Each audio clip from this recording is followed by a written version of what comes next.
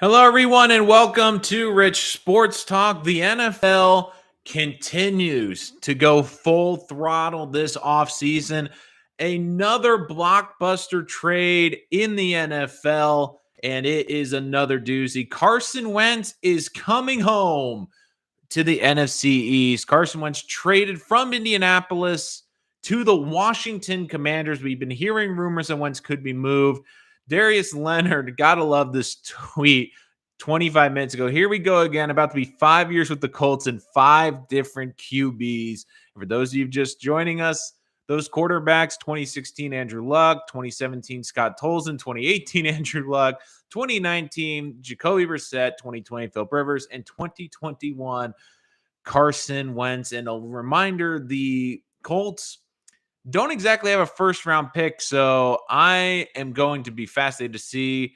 And a fun little footnote, not only will Carson Wentz play the Eagles twice next season, he also heads back to Indianapolis to play the Colts. Man, NFL schedules are going to have a fun season. For those of you just joining us, here is what the trade terms are. It's a slightly complicated. I'll put all this in the chat right now just so it's there for you to see.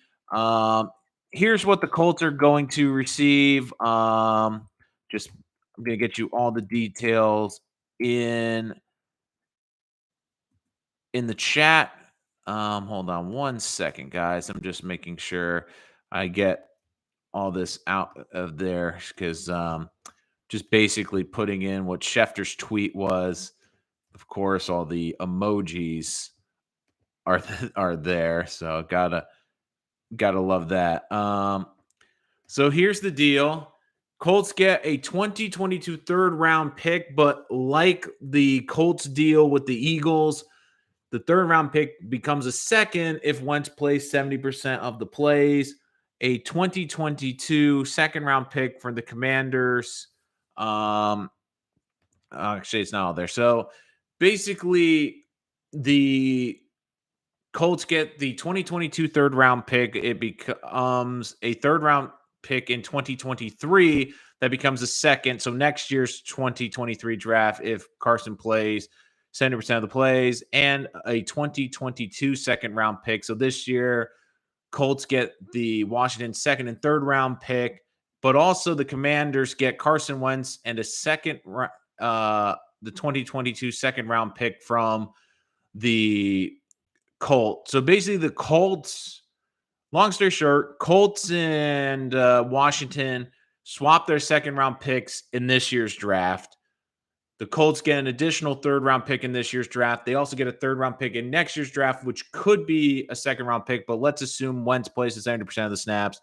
They basically swap second-round picks, get a third-round pick this year and a second-round pick this next year. So a lot of details going into this. And it's kind of funny because Wentz, it's clear that he's had some issues with coaches.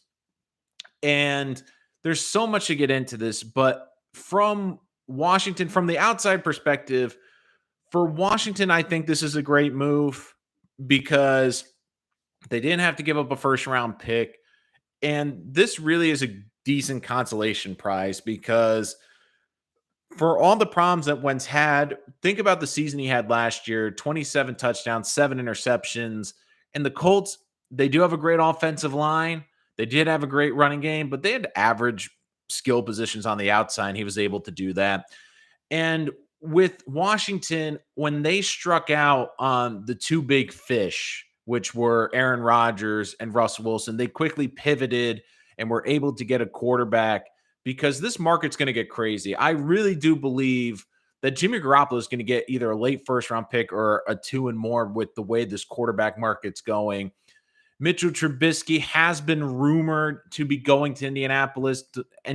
Sam Ehlinger is their backup who they drafted last year. I don't think they'll go into the season next year with him, but who knows?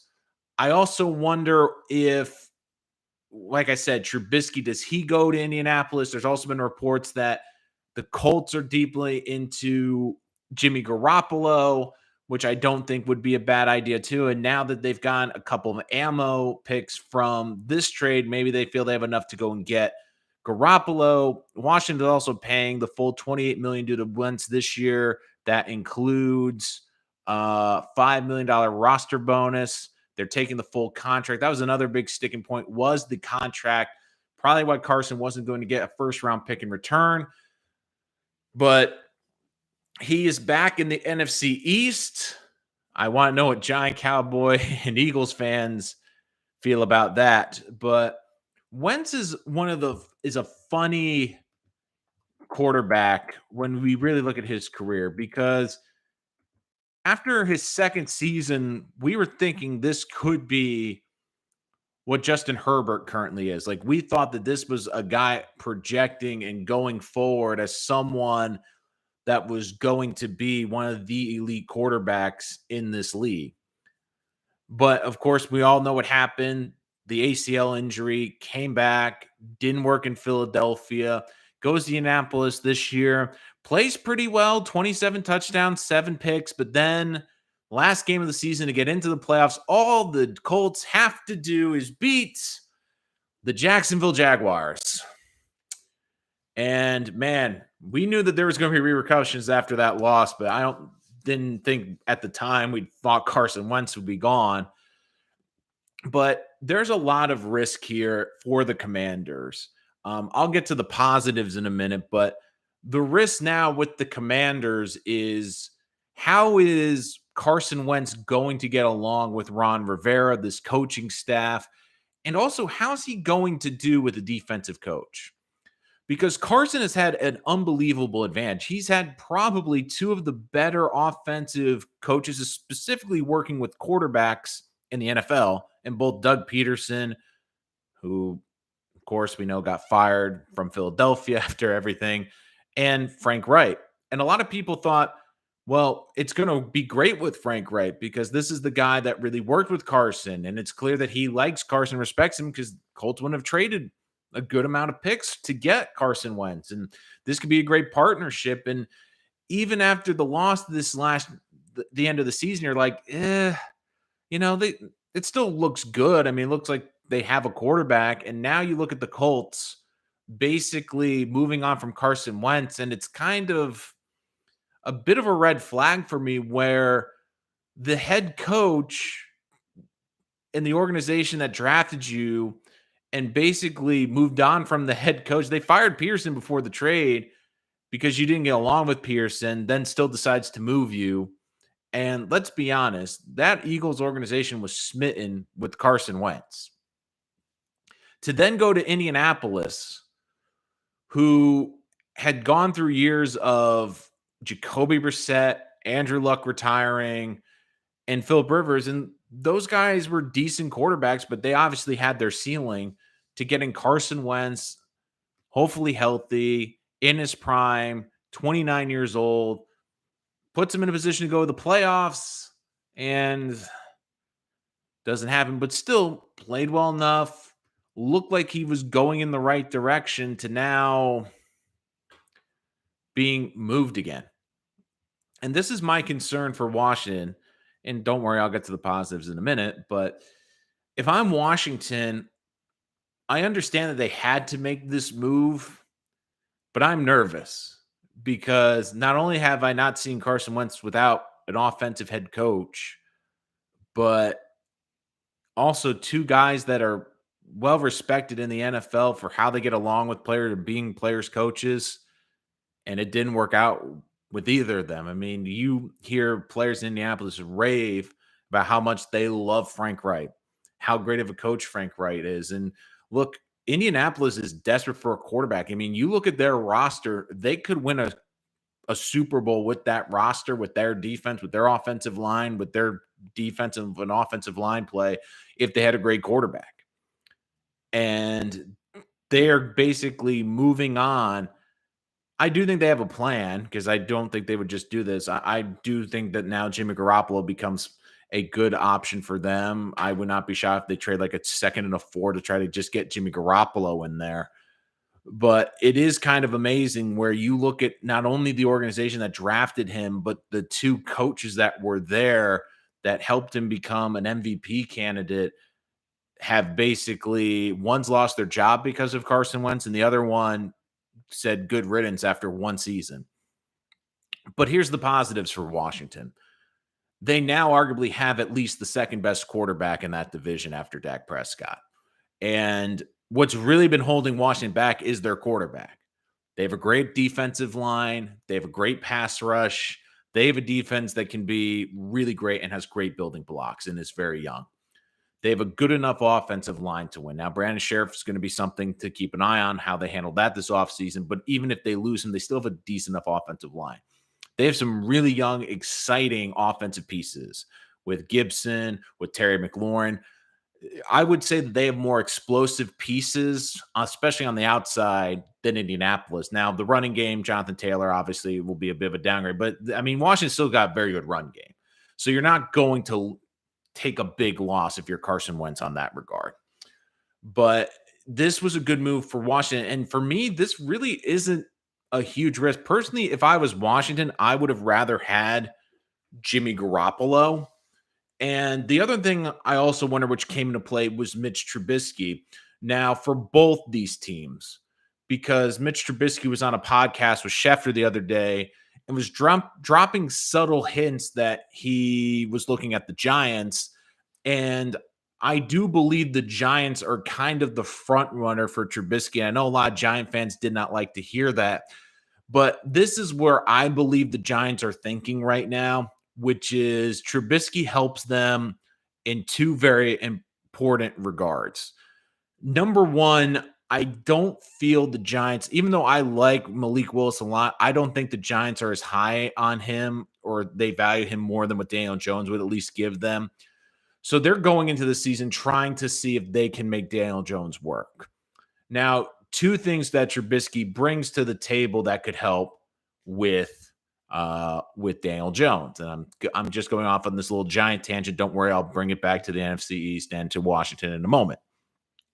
But Trubisky brings two important elements to the table for the Giants and why I believe the Giants are going to go hard after him. Number one, he played in Buffalo last year. He understands the system, and he can help Daniel Jones with the system, with this offense, with the cadences, with the call-outs, with the language.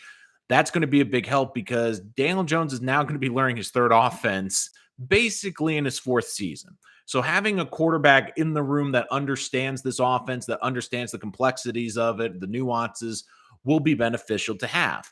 The other thing is it gives him a healthy competition because Trubisky is a starter in this league. Is he a high-end starter? Probably not. But he's still a dynamic player that can make plays. And don't forget, he's had a winning record. And for years, and I will admit this, I still believe Matt Nagy is a very good offensive coach and got a bad rap in Chicago. But after this season, a lot of people have been going like, well, maybe Trubisky wasn't that bad. The problem is, look at his draft class when we have arguably one of the greatest quarterback talents in history with Patrick Mahomes, and Deshaun Watson was right on his heels before his off the field incident, or I should say incidents, have really impacted how we view Trubisky. Like if Trubisky was in this draft class as a rookie, he probably would be the number one prospect just because of where he came from and because of his upside. So I just feel like both those teams, like I really thought Trubisky could be a fit in Indianapolis because he's been an NFL quarterback. He's been successful enough. Like I really thought like that would make sense, would be Trubisky in Indianapolis. But the way it's been talking and the rumors have been coming out, it looks like the Giants are the fit. And I believe they're going to use this draft to put as many pieces around the quarterbacks this year. And the Giants are going to go into the season saying, we are going to give Daniel Jones every opportunity. But if he gets hurt again, and if he can't perform, at least we have a high-end backup that we believe can run this offense, that knows this offense, and can at least help us still can be a competitive team, which is why I believe Trubisky's likely going to end up with the Giants, but don't also roll out Indianapolis. But if I had to put money on it now, I would say Indianapolis likely goes with Jimmy Garoppolo don't forget now they've added all these extra picks from Washington. Maybe they package one or two of them to go and get Jimmy Garoppolo. And in that division, you put Jimmy Garoppolo on that team, you could probably win 9, 10 games with Jimmy Garoppolo. But this is something that Washington, like they need to be aggressive because they are getting to the point where they have a very good football team, but they don't have the quarterback. And we've been hearing the rumors like they've been calling everyone. They've even called Kansas City about Patrick Mahomes, which is like, okay, Washington, no, just don't waste your time. But when the two big fish, the two big fish on the board, which were Aaron Rodgers and Russell Wilson fell off, then they turned their attention to Carson Wentz because I don't think, especially with all the legal issues Washington could be facing, I don't know they want another one, Deshaun Watson. I know Watson's been someone that they maybe has been an eye on, but you look at Wentz, it didn't cost you a first round pick to get him. This is a good young roster where you're likely not going to add too much to this team in the second and third round anyways. They're still able to keep their top 15 pick in the first round. Maybe they can also now use that to trade back to get some of the picks back that they lost in this deal.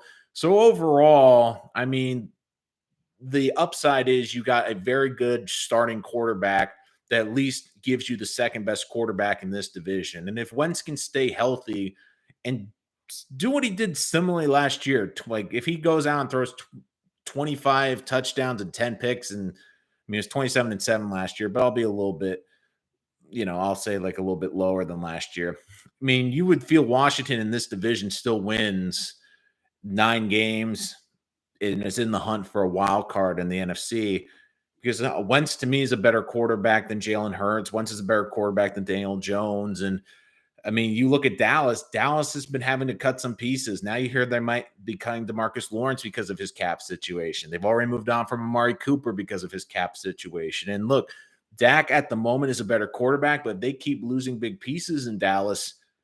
How's that going to affect him?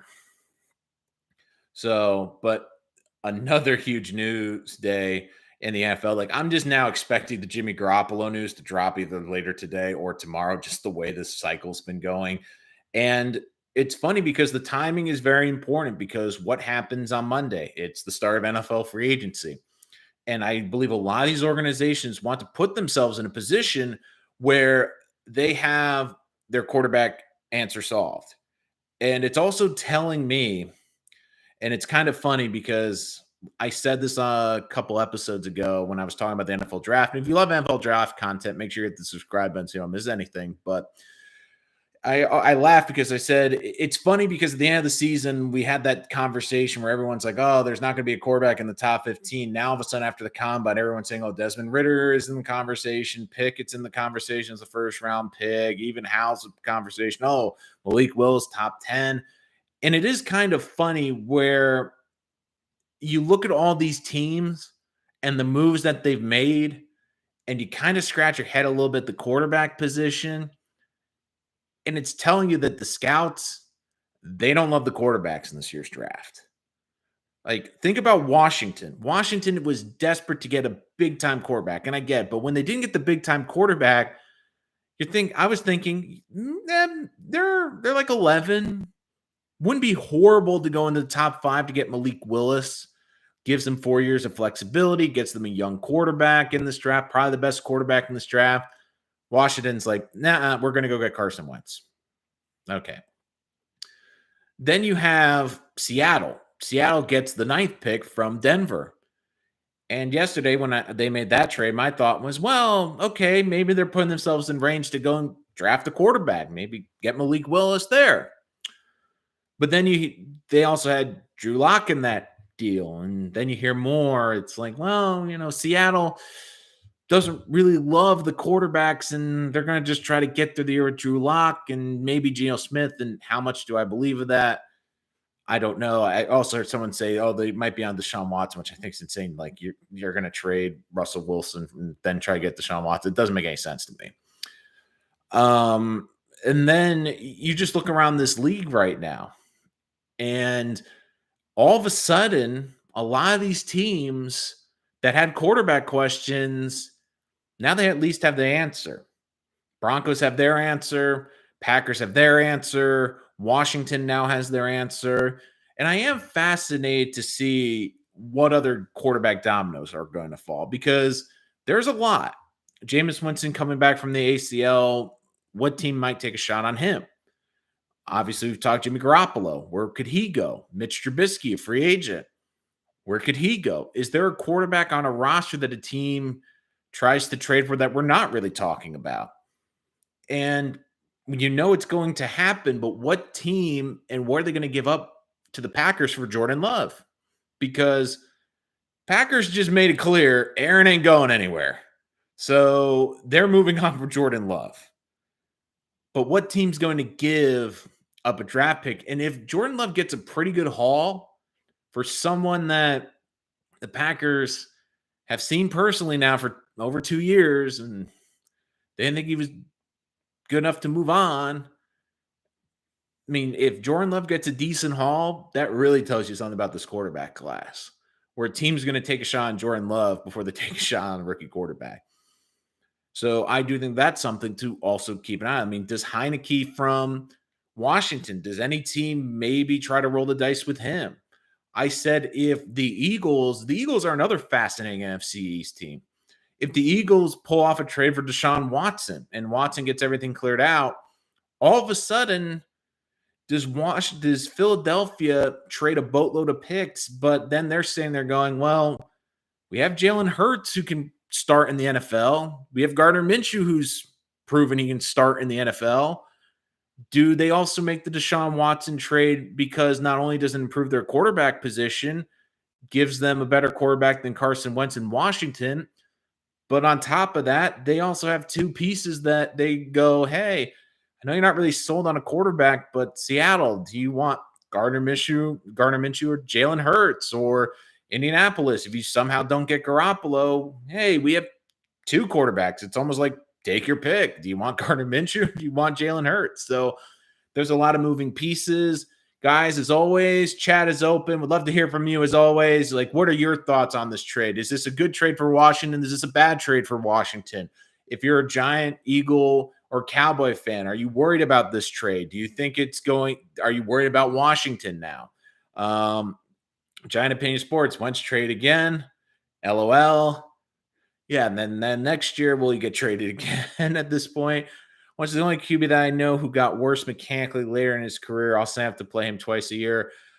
Yeah, that injury did really play a big part in his career. But I will say this, it's easy to kill Wentz, but you look like he hasn't been horrible. And you look when he's bad, he's bad. 2020 was a bad year, but even in 2019, we started a full season. Like the last 2 seasons, he started fully and been healthy. 2019, 2021.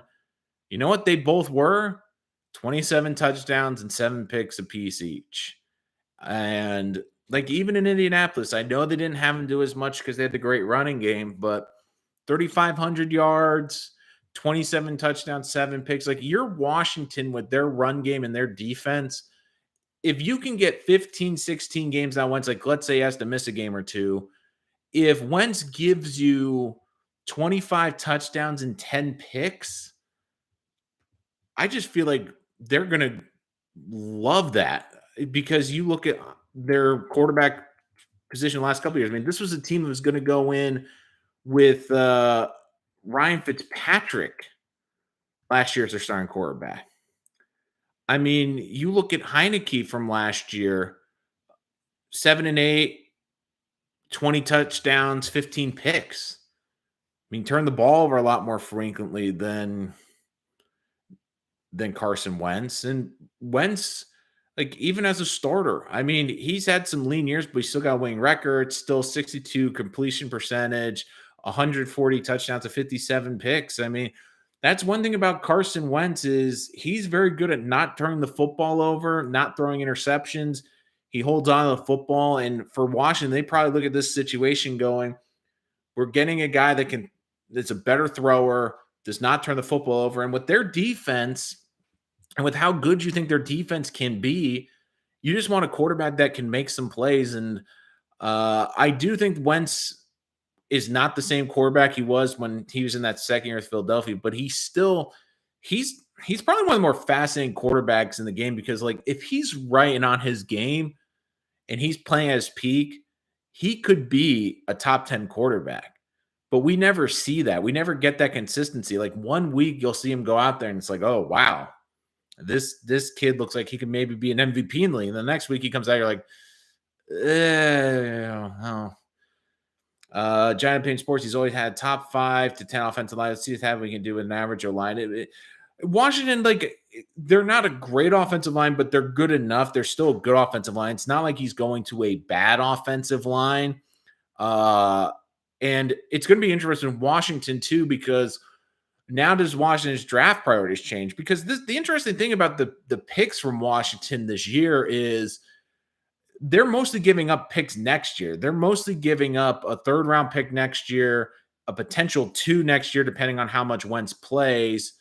And really this year, they're swapping with Indianapolis. So they move back a couple spots in the 2nd round, but they're still going to have, I believe they're sitting at 11 right now in the draft order. Let me just double check that. I know they're not top 10. I'm pretty sure they'll be a number 11 pick, but I'm just going to double check just so you guys don't get on me for that. Yep, they are 11th. So all of a sudden now with the 11th pick, do they change their priorities because they now have Carson Wentz, because Brandon Sheriff could be gone? Like now if Trevor Penning's sitting on the board there, do they go with Penning because he offers them that tackle guard range? And this is a pretty good offensive line class for depth. Like you can get a starting interior defensive lineman in the 2nd or 3rd round. So it would not shock me if Washington maybe takes a tackle early or waits and takes a guard or center later, because I also believe they're going to put an emphasis on the offensive line for 2 reasons. Number 1, protecting Carson Wentz. But number 2, they have a good young running game. They have a good young running back. You want them to be successful, and you need a good offensive line to do that. I mean, they have good receivers. There's not a receiver that's really going to elevate them where they are in the 1st round. They have good young tight ends. Could they maybe go out and add a defensive piece? Like if Sauce Gardner's there to improve their back end of the defense? Yeah, maybe. But I don't think the offensive line is horrible. Now, like you said, I do agree. Wentz has also had the benefit of the great offensive lines, but I'm more interested to see the coaching because Carson's also had an advantage. Like the offensive line, without question, Giant Opinion Sports is important to his success. You can't debate that. But what I think is a slightly more valuable and something that hasn't really been talked about is look at the coaches he's had offensively. He's had Doug Peterson, who won a Super Bowl and many say is one of the better offensive minds in football. And you also look at Frank Wright, who has been an unbelievable head coach. People rant and rave about him. And you look like he helped turn Carson Wentz into a potential MVP in just his 2nd season in the NFL. That doesn't usually just happen. So you go from having 2 unbelievable offensive coaches, but offensive coaches who are great with quarterbacks, to now going with Ron Rivera. Now, I love Ron Rivera. He is one of the most well-respected coaches in the NFL. And this, you can make the case, is probably the best quarterback he's had since Cam Newton in his MVP season. And Ron Rivera's never really had a great quarterback. But the flip side to that is now will Carson be hurt because he's with a more defensive-oriented head coach? He's with a great head coach, but maybe not someone that's as great with quarterbacks. That's an innovative offensive thinker that really can push the bounds of the offense and maybe maximize certain players in the offense compared to Frank Wright or compared to Doug Peterson. So that is something I would also keep an eye on as well. And again, guys, chat's open. If you're a Washington fan, do you love this trade? Do you hate this trade? Do you think Washington gave up too much? Do you think the Colts got fleeced? Would love your reactions in the chat. Thank you as always for joining us on the live stream. If you're new to the channel, make sure you hit that subscribe button. for more NFL content, more NFL draft content. And of course, you can check out my latest NFL draft big boards, more information coming up on the NFL draft, as you know. Giant Pain Sports, his fumbling has been horrendous. Yeah, Wentz does have a fumble issue. That is something that you hope he fixes. Like I actually trying to double check to see how many fumbles he has given up over the past couple of years. I know this year it was not good in terms of the fumbling. Um, let's see.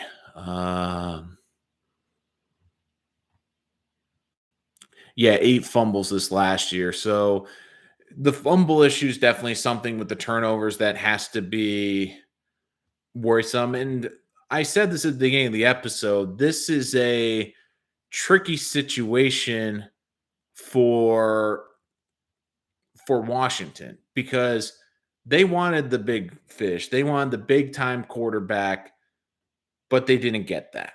So now you look at where they are. It's like, okay, here are options. We can go get Jimmy Garoppolo, who has been very good, but also has an injury history. And I know Wentz also has an injury history. But do we start with Mitch Trubisky? Do we go with Carson Wentz? And Wentz, even when Wentz is right, he's still a productive quarterback. I mean, I don't think you can make an argument that he is the most productive quarterback that this team has had. And Washington's been in quarterback hell basically for the last decade. I mean, since they thought they had their quarterback in Robert Griffin, they've just been kind of sitting by idly. And look, for them, I don't think it's that big of a gamble because realistically, yeah, they gave up at the end of the day, they swapped their second round picks this year. But if Wentz gets hurt, then that second round pick turns into a third round pick next year. If he does play 70%, get into the playoffs or puts him in a position to be in the playoffs, but they get to the end of the year and like, not sure about it. They've basically given up second or third round pick to take a shot at him. They didn't give up a first round pick. They didn't give up a high end draft pick for him. There's now 2 Daniel Jones in the NFC East. Are we talking about Carson Wentz or are we talking about Mitch Trubisky joins the Giants? Nate John, hi Nolan. Brady to the Colts is the only thing that makes sense given the QBs available. Are you talking Tom Brady? I just don't see Tom Brady coming back. They always said like the only way Tom Brady's coming back is he goes to the 49ers. I mean, that's the only way I see him coming back. Colts are Tom kind of team, good old line, soft division, makes sense to me. They have a roster win now. Look, if he's going anywhere, it's San Francisco. I know it's a tougher division, but San Francisco is the team he loved growing up, West Coast city. And plus, with his wife and kids, it's kind of like with Giselle. You kind of want to be in a big city for her and kind of for the family. So Tampa made a lot of sense. Tampa's coastal city where it's a nice place to live. You can sell the family. San Francisco, California coast, another strong selling point. Indianapolis, not as much of a strong point. Like, I just don't see Brady. You have a better chance of Andrew Luck coming out of retirement. Like, that's the only thing I bet half the Colts fans today, like their first reaction to this trade was like, do the Colts know if Andrew Luck's coming out of the mountains to come and play football again? Like, has he decided to come back to football? And we just didn't hear about it. But let me put it this way. You have a better chance of Andrew Luck walking out from whatever encampment he is with a giant beard now, because he hasn't shaved since he retired, coming back and playing for the Colts, coming out of retirement, kind of like a WWE superstar, just like comes out of nowhere and playing for the Colts than Tom Brady. Washington needs to lean on building that run game. 2017 Eagles was also a wrong team. JJ was a monster that season. Got a feeling the Colts are going to try Trubisky. I don't think the Giants will want to dish out $8 to $9 million for him. I mean, the rumors and from what Trubisky was saying, I do think that it's something to keep an eye on. But now the Colts might be the favorite to get him because when he did that yesterday, I don't think he knew that Carson Wentz was leaving, because the Giants are intriguing to him because at least it's a quarterback coach with Brian Dable who maximized a quarterback. Now, again, apples and oranges, Josh Allen compared to Mitch Trubisky. I know. So don't eviscerate me. But in terms of their styles, in terms of being athletic quarterbacks that can make plays with their legs, he's similar to Josh Allen in that regard. And he might look at New York as a situation where maybe he thinks he can be the long-term star there or beat out Daniel Jones. But now all of a sudden, if Indy's open and he becomes the star, because I do not see a way Sam Ellinger is that quarterback next year. I just don't. And I don't think the Colts are now all of a sudden going to move up in the draft because I just don't see that happening. But it's just something. Champion Sports Mentor Attraction. Maybe good point. Kyle needs to win. Who knows where Lance is? There's literally nobody out there better than Wentz, and Colts don't have a first round pick, if not Bray or Luck. It's a terrible move by them. I don't necessarily agree with that. Just because like they were saying Wentz wasn't getting along with the people in the building. That's why I think it's also a concern for Washington is because he's a talented quarterback. Like teams die for talented quarterbacks, and he's been now moved off of 2 teams in 2 consecutive years, and you've now been moved off a team that really doesn't have what seems to be a good backup plan. Like I mean, Garoppolo didn't play great in the playoffs, but Garoppolo to me would work in Indianapolis because it's similar to San Francisco. I think San Francisco got a little bit more dynamic players on offense, but Indy's got a very good defense. You put Garoppolo on that team, even if he only starts 15 games, he misses like 2 or 3 to injury. That's a 9-10 win ball club there with Jimmy Garoppolo. And Jimmy Garoppolo's proven to be a winning quarterback. You can't tell me he's got a team to a Super Bowl and he got a team to the NFC Championship this year. So is he the most talented quarterback? No, but really what Indianapolis could use is a game manager that's a high-end game manager, but someone that knows how to win, that can win in the big games. And I know people argue, well, he didn't win the Super Bowl and he didn't win the NFC Championship game, but I mean, he did go on the road and beat Aaron Rodgers in Green Bay in a blizzard. I mean, he did go on the road and win 2 playoff games this year. So that's someone I do think has to be kept an eye on. And yeah, Victor Garcia Trubisky should go to Indianapolis. Makes sense, but looks like Indianapolis will pursue Jimmy G. If Trubisky thought Chicago media was bad, wait till he sees the New York media. Yeah, but the New York media, if he comes in and wins a couple games for the Giants, he'll be a hero. So, I mean, it's a double-edged sword to the New York media. When you are playing well, there's no better place to be. When you're not playing well, it's the worst place to be. I mean, Jeremy Lin basically captured the city's attention for 3 weeks because he went on a great 3-week one. And anywhere else in the country, it's a nice story, but it was like the biggest thing since sliced bread in New York just because he went nuts. So I heard the owner didn't like him. Well, who likes Jim Irsay really though? But Wentz, you've heard all the rumors that players didn't like him. I'm kind of curious. I'm going to go back and watch the HBO Hard Knocks with the Colts. But it sounds like he didn't get along great with the coaching staff, with the players. Like there was just something off there. And it just felt like, especially after that loss, Kyler Murray, like we all know about that incident with, him saying that players were blaming him or the reports about that. I do wonder how many people put that on Wentz because Wentz played horrible in that game. Like let's not beat around it. Like he was awful in that game. And did the team and everything put it on him for losing that game? You have to wonder. So I'm really curious to see how that all plays out. And I'm really interested to see because I guarantee you Washington and Ron Rivera had to talk to Indianapolis. They had to talk to Carson Wentz because they had to get a sense of what happened there and what their feeling is. And look, like of all the quarterbacks to take a shot on this market, to me, the top 2 right now were Jimmy Garoppolo or to take the shot on Wentz. Because if Wentz is healthy, he's a serviceable quarterback with a bit of upside. I mean, Garoppolo, I think he is what he is at this point with his injury history. And like we talk about Wentz as having injury issues, but Garoppolo's has been more prevalent. I mean, if you really want to take a shot in the dark, try Trey Lance or Trubisky. But let's see. Jimmy's more injury prone than Wentz coming off shoulder surgery. And that's a great point, Nate John. I mean, that's the other thing with Garoppolo. He's coming off shoulder surgery. So that's another risk, too. So that'd really be something, too, if Indianapolis goes with Garoppolo after shoulder surgery. Wentz got the Eagles to the number 1 seed also. Matt Ryan would get a bigger haul than Wentz, but I don't necessarily agree with that because Matt Ryan also has a massive contract.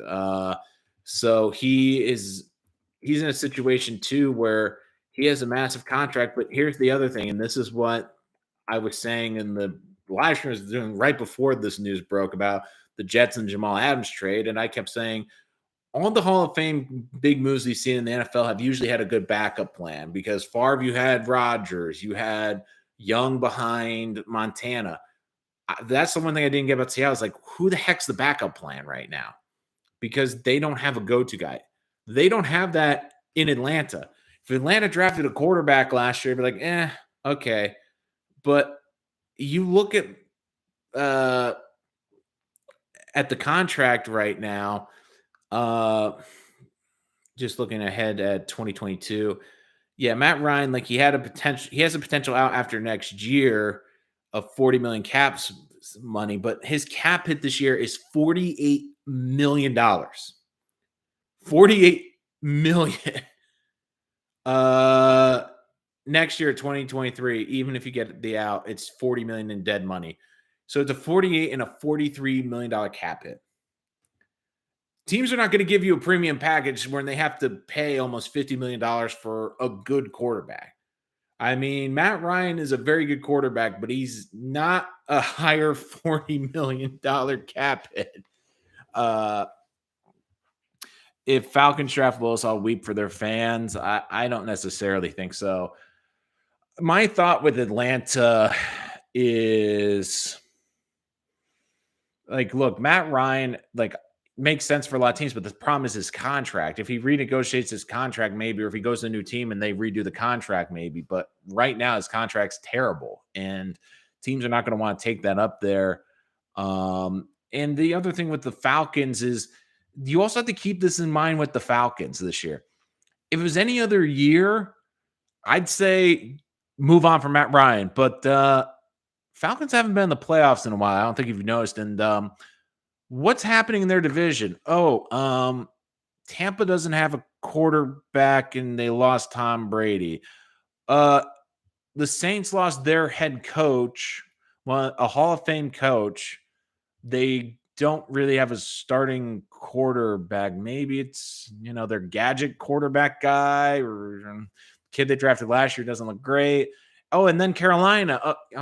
Carolina. It's either going to be a rookie, Sam Darnold, maybe Jimmy Garoppolo. If you're Atlanta, I know you lost Calvin Ridley, but all of a sudden you look at that division and you look at Atlanta with some of their young offensive pieces and you go, Atlanta could win that division because that division could be garbage next year.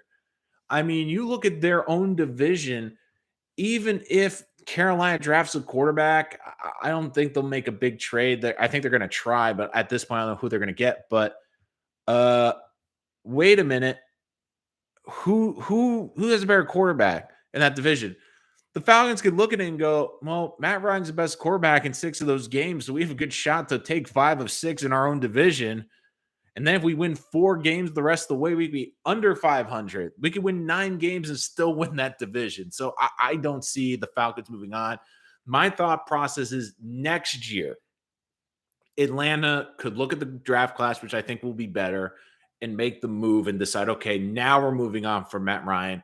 It's more financially feasible to move off from Matt Ryan. We don't have as much dead money potentially, and there could be a better market for Matt Ryan. Like, if they don't make the playoffs, or who knows, maybe at the trade deadline, Atlanta thinks they're a decent team. Halfway through the season, they're 3-5, 2-5. They could trade them at the deadline. You could have a team that gets desperate, like, let's say the Colts. Like, they tried Trubisky. He's an absolute disaster. And then all of a sudden it's like, okay, well, we're screwed. We need to make a move. So then they trade for Matt Ryan. And look, Matt Ryan is a good quarterback, but some people like in this chat are talking like Matt Ryan's like a top 12 or 15 quarterback, or he's Matthew Stafford. I mean, we saw how good Matthew Stafford is, and Matthew Stafford still has a couple more years left of his prime. And I mean, Matthew Stafford was in a horrible situation in Detroit.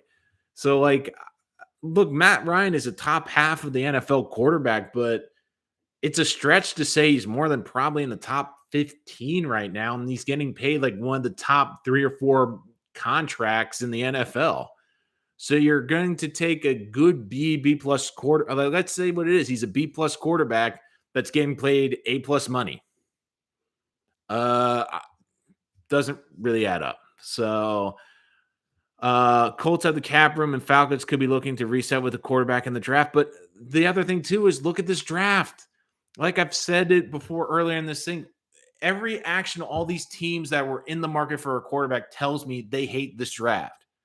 Think about it.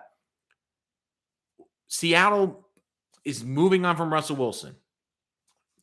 Almost immediately from all the speculation you hear out of Seahawks camp, yeah, they're not drafting a quarterback at 9. They're going to ride out Drew Lock next year. That's why Lock had to be in the deal, was because they needed someone basically with a pulse next year.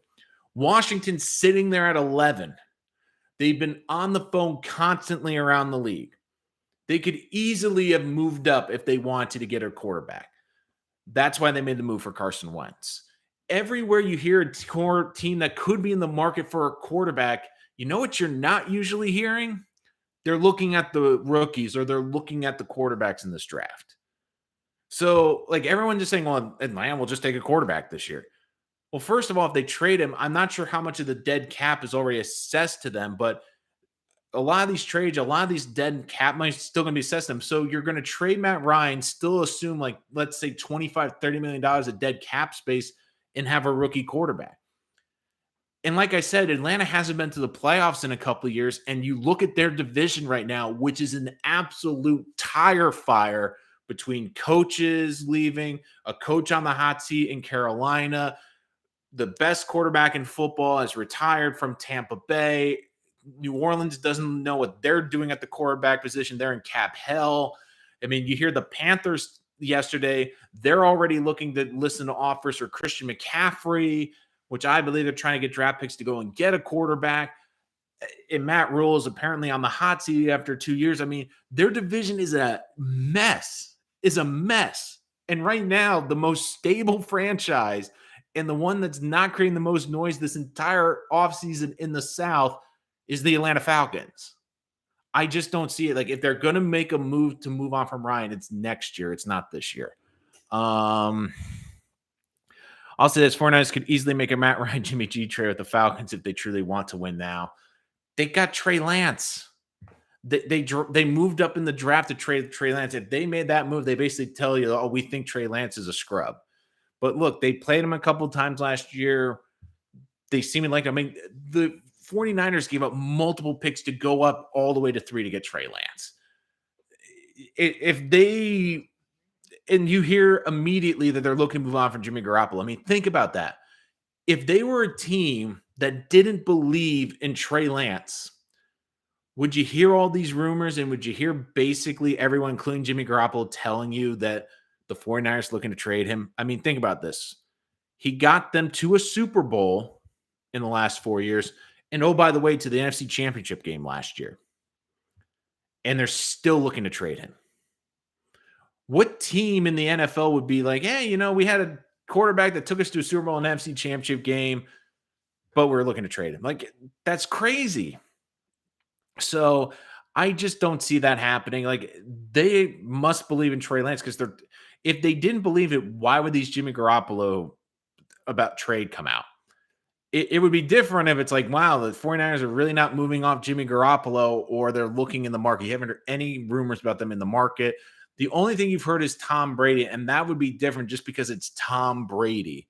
It's, the greatest quarterback of all time. But that to me is more speculation than anything at this point. Do the Falcons really want to waste a year for a rebuild to just get bounced out of the wild card?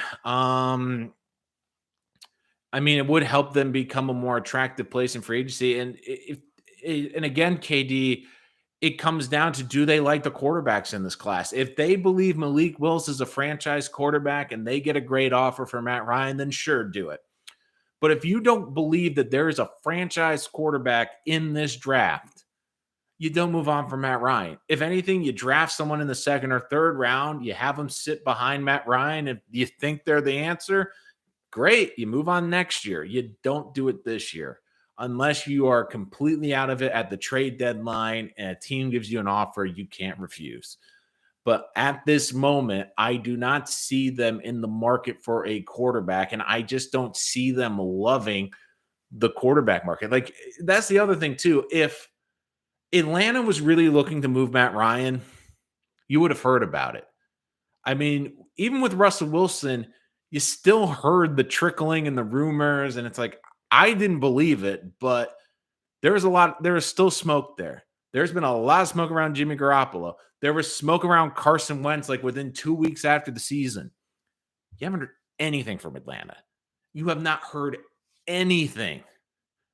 Any interest in Matt Ryan? Like, if if let's put it this way, if Atlanta was looking to rebuild, you would hear that Matt Ryan, that they were looking to move him. You would hear that because they would try to drum up interest, especially if they really were looking to move Matt Ryan. You don't think they would have done it or put the news out about that already, especially when they're seeing all the trades going on right now? You would have heard it by now.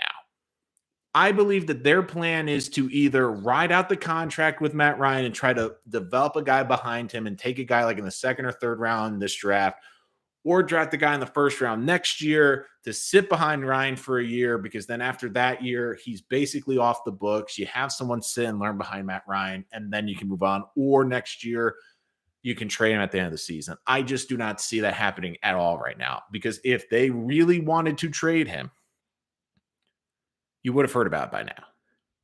If they really were looking to move him, you would have heard it. Because if you've heard about all these other quarterbacks that have gotten moved, there's been something. It didn't come out of nowhere. You haven't heard anything about Matt Ryan. I'm not saying Ryan is great, but he's significantly better than Jimmy G or Wentz. I Matt Ryan reminds me a lot of Wentz, where in some regard, I think people,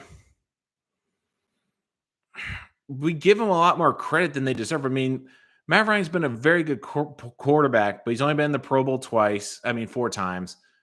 I mean, really, since he had Kyle Shanahan and he was that MVP in that season where they went to the Super Bowl, I mean, he's just hasn't been the same quarterback. I mean, that year he threw 38 touchdowns and 7 picks. Ever since then, 20 and 12, 35 and 7, good year in 2018, but then 26 and 14, 26 and 11, and 20 and 12 last year. And look, Atlanta, they've always had like a Julio Jones, a Calvin Ridley up until this year. Like, they've had great offensive weapons. They've had a good enough offensive line. I mean, they've had good offensive pieces.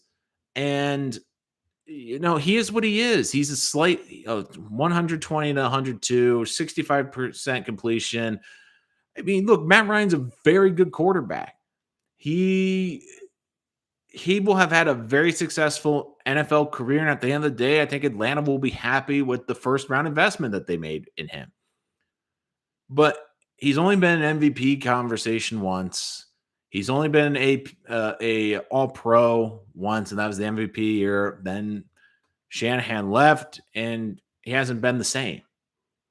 He's still a very good quarterback. He still puts up very good numbers every year. But you're saying like Carson Wentz, like even in the last 3 seasons, Carson Wentz has had 2 seasons where he's had 27 touchdowns and 7 picks. Matt Ryan in the last 3 seasons hasn't thrown more than 27 touchdowns in a year and has thrown double-digit interceptions in all those years. So I don't think, like, people are making it sound like there's this massive chasm between Matt Ryan and Carson Wentz. There really isn't. There really isn't. It's a smaller gap than people give credit for. And look, Matt Ryan's a really likable player. You feel bad. You think he could have done more in Atlanta if they put more pieces around him. Like, look, Matt Ryan's a likable quarterback. Carson Wentz is a lot harder to be. He's not as likable as Matt Ryan. I get that. But also, Carson Wentz is 29 years old. This season, Matt Ryan's going to be 37. He's going to be 37 and he's not and like look, we kill Wentz for his mobility, but he's still a pretty good athlete. He still has mobility. Matt Ryan is a pocket passer in an increasingly mobile quarterback league where you have to move. You have to have athleticism. And it's kind of similar like Eli Manning at the end, where you look, both those teams, their offensive lines, because they were paying the quarterback so much, weren't as good. And they didn't have a quarterback that could buy more time with his legs. And they were kind of sitting ducks in the pocket. And that's really what Matt Ryan is. And if you want Matt Ryan, you're going to need to have an elite offensive line. And I get the argument about San Francisco. I get all that. But we're also talking about someone that is going to get paid $49 million of a cap. Even with the cap jumping up to $208 million this year, that is more almost a quarter of a team's cap space. If you're going to take on Matt Ryan, that means you're going to have to probably lose a good pass rusher or a good receiver. Like that's part of the reason that Atlanta's in their position. And I know what people are saying about moving on and taking the quarterback, but because of the contract that he has, it's a big dead cap money issue. And the Falcons are not just going to get rid of a quarterback and have him eat up nearly a quarter of their entire cap. It just doesn't make any sense. With what the 49ers are asking from Jimmy, I think Matt could do it better and more consistent. I love how this conversation took a really good turn because, like, I love what we were talking about, like Carson Wentz and Carson Wentz's impact on the NFC East and Carson Wentz. I thought we'd be hearing more like NFC East teams like weighing in, like how they feel he's going to do in the NFC East. Like, dude, is now Washington the second best team after Dallas? Like, can they push Dallas if Wentz is healthy for 17 games? I thought like we'd talk more about that. All of a sudden, we've gone down like the Matt Ryan rabbit hole. I mean, maybe I should do more Matt Ryan content because like you guys really love talking about Matt Ryan. Like, I'll be honest, like I really, really did not expect it to go this way or really see this conversation going this way. How much is Jimmy G making next season? I can tell you in a second. Let me look that up really quickly. Again, I don't have all this information right in front of me. So let me check really quick. Garoppolo's contract is actually pretty good. He's a $26 million, $26.9 million cap hit, and he's an unrestricted free agent at the age of 32. And really, $26 million, like when you look at what certain players are now getting, like we're now looking at quarterbacks in the $40 to $50 million range. That's really not that bad. That's actually pretty good. So, I really don't think that that's that big of a contract. And that's why I think he's slightly more valuable. And look, Matt Ryan, and say this about Garoppolo, like people talk about Garoppolo's injury problems, and he does have injury issues. He did have shoulder surgery, but Garoppolo's still mobile. That's a reason that Belichick loved him and didn't want to move on from him, is because Garoppolo is a surprisingly really good athlete. He's able to move outside the pocket. And that's what the NFL is like. As a quarterback, it's not they like mobility.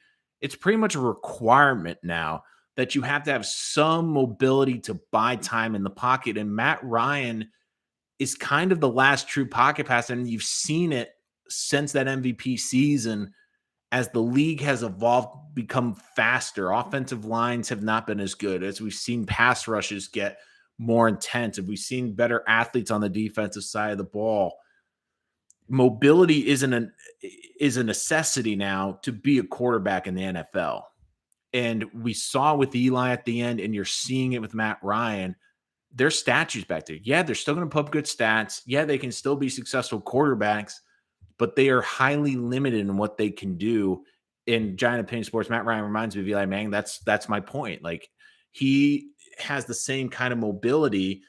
And look, Matt Ryan's still an accurate quarterback, still good quarterback, but I mean, this is my final thought on Matt Ryan, and then we'll get back to a little bit Carson Wentz. But the Falcons are not moving him. If they were going to move him, you would have heard it because they would try to drum him as interest, but his cap number's terrible. they're either going to do one or two things. They're going to ride it out to the end of the contract and draft someone in the first round, or draft someone later in the draft and try to develop him over the next 2 years. And the other thing, too, to keep in mind is I understand about getting bounced out in the playoffs, but you still get a home playoff game. That is incredibly valuable to owners because that's extra cash in their pocket. You can't tell me that Arthur Blank, the owner, wouldn't love to host a home playoff game and get extra cash or an extra money for an extra home game next season. I mean, all these owners, like, they love the playoffs because it's extra revenue. So, like, for everyone saying, oh, it doesn't mean that much, it does mean a lot. It really does. And it also helps change the perception of your organization. It helps with your coaching staff. It helps trying to recruit players. And don't forget, like, Matt Ryan right now is the most well-established quarterback in the NFC South. Who is the Taysom Hill is probably the second best quarterback right now. Sam Darnold, that the quarterbacks are terrible in the NFC South. So I just don't see the Falcons moving on. Any other questions in the chat? But again, big trade. Washington, there's a lot of risk. I don't think if it doesn't work out, I don't think they gave up too much. I don't think that it's going to be a trade where you can where you regret giving up what you gave up. But the high side's there, but there's also a lot of risk because I'm worried about how he's going to get along with the head coaches because now he's gone through two organizations in 2 seasons. And if you're a good quarterback in the NFL, teams don't want to get rid of you. And the other thing, too, is he's gone from 2 very good offensive coaches who are great working with quarterbacks to now with Ron Rivera. And Ron Rivera is a great head coach, but he's a defensive guy. How's that going to work? Is he going to be able to elevate Carson? Is he going to be able to help produce with Carson? And now there's going to be expectations for this Washington team to make the postseason because you look at the Giants rebuilding. You look at the Eagles making the playoffs last year, but even when they made the playoffs, you still were like, yeah, like, don't really feel great about it. And the funny thing is the NFC now, you look at the quarterbacks, Russell's now not in the division. Outside the NFC West, I mean, it's kind of wide open. You mean Aaron Rodgers is going to win the NFC North. The South is a disaster for quarterbacks. I mean, look at the quarterbacks in the NFC North. I mean, could you make a case in the NFC that Carson Wentz is one of the top 6 or 7 quarterbacks to help get one of those 7 playoff positions? I mean, there's Aaron, there's Dak, there's Kyler, there's Stafford. Who's the other NFC West quarterback? Trying to blank. Maybe, but you don't even know what Trey Lance is going to give you, which likely going to be San Francisco's quarterback. I don't consider Jared Goff a huge threat. I don't think Kirk Cousins. I mean, we still got to see what Justin Fields can provide. I mean, just going through that list right there of established quarterbacks, you can make the case that Carson Wentz could be the 5th best quarterback at the NFC right now. And with Dallas losing all their pieces, will that impact Dak's performance? Dak didn't win a game without Amari Cooper last year, and they just cut him. Lawrence, they're talking about maybe cutting. Like, Dallas will not be as good next year. They're going to have a very good young defense with some good players, but all of a sudden, could Washington, if Carson Wentz plays up to his ability, be the best team in the NFC East? It's possible, but then there's the other side to it. If he gets hurt, if he doesn't play well, more importantly, I don't think it's his performance on the field. It's more, can he stay healthy, and how's his relationship going to be with that coaching staff? Because never forget, the Eagles fired the only coach in their history to win them a Super Bowl because they were trying to make it work with Carson Wentz. And then a few weeks later, they moved on from Carson Wentz, which is a decision I will never understand, but that just tells me there's something there. And then he goes to Frank Reich, the quarterback coach that helped him become an MVP candidate. This looks like the perfect matchup. There was a perfect place for Carson Wentz and the perfect coach to Carson Wentz to go to. It was Frank Reich. It was Indianapolis. They're desperate for a quarterback. He's young. He's got a great young team around him, a brilliant offensive line. They're within striking distance of the postseason. All they have to beat is the laughable Jaguars. Blows it in the last game of the season. You start hearing him not getting along with people. And now all of a sudden you get to the point where it's like, so he couldn't work with Frank Wright and Doug Peterson, who are two big player coaches. I'm just interested to see what happens with Ron Rivera, because that to me is going to be a huge determinant if this works. If he works well with Rivera, this could be a match made in heaven. Overall, this is a move that Washington had to make. They're in a position now with their defense and with their weapons that they can make the playoffs and that they can be a very good football team. They're a quarterback away. They're not going to get in the draft. They weren't going to get one of the big time quarterbacks that were on this market. So they were aggressive. I have to give them credit for being aggressive and going out and making a move that doesn't have as much risk to it. Like, if it doesn't work out, I don't think it's going to kill this franchise with the picks they gave up. Really, they only gave up a second and third round pick next year. And it's not even a second rounder if Wentz gets significantly hurt next year. So that is something that I don't think Washington is risking too much, but the rewards are there. But there's a lot that we're going to have to keep an eye on this year. And they're going to be a team to have to watch, because you feel like this could be an absolute train wreck if it goes off the rails. And either way, Washington is a team we have to keep an eye on next year because of this trade. But Carson Wentz returns to the NFC East. He's back, gets 2 games with the Eagles, and also visits Indianapolis next year. So, again, another day in the NFL, another blockbuster, and another day where our NFL schedulers are just absolutely loving their job. Thank you so much for joining us. Remember, if you're new to the channel, make sure you hit that subscribe button so you don't miss any of our content. Thank you, as always, for joining us. Really appreciate the feedback we got in the chat today. Love talking to you guys, as always. You guys help me make this channel as successful as I can be. More draft content's coming out. Make sure you don't miss any of that. But thank you, as always. Check out the live stream I did earlier about Jamal Adams and the Jets still continuing to that trade if you want more content, and, of course, more mock drafts coming out this week. And make sure to comment on videos you would like to see and content that you would like to see be produced in the future. But until next time, I'm Nolan Rich, and this is Rich Sports Talk. Thank you all for joining us here today.